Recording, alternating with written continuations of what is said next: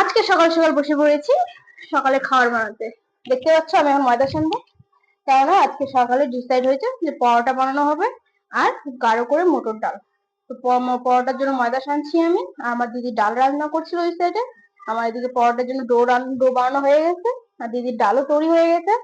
এখন দেখতে পাচ্ছ লিচি কাটছি, লিচি কাটা হয়ে গেলেই পরোটা বেলবো। তো পরোটা বেলে নিচ্ছি এখন।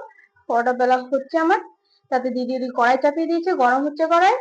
দিদি কড়াই গরম হয়ে গেছে, পরোটা দিয়ে দিলাম।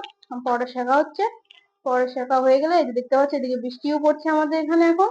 তো বৃষ্টির মধ্যে দিয়ে আমাদের লুচি, পরোটা আর তরকারি হয়ে গেছে, আর আমরা খাওয়া দাওয়া করবো।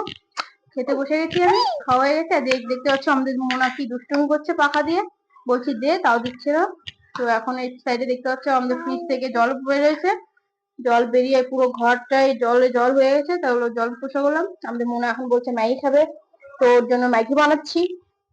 ম্যাগি বানানো হয়ে গেলে, কারণ ও পরোটা খায়নি, তো ওকে ম্যাগি খাওয়ানো হবে। তো পরোটা বানানো খায়নি, তো ম্যাগি খাওয়াচ্ছি এখন। দেখতে পাচ্ছ ফল কাটিয়ে দিল, ফল খাবো এখন, ফল খেয়ে দেবো, ওকে বাই।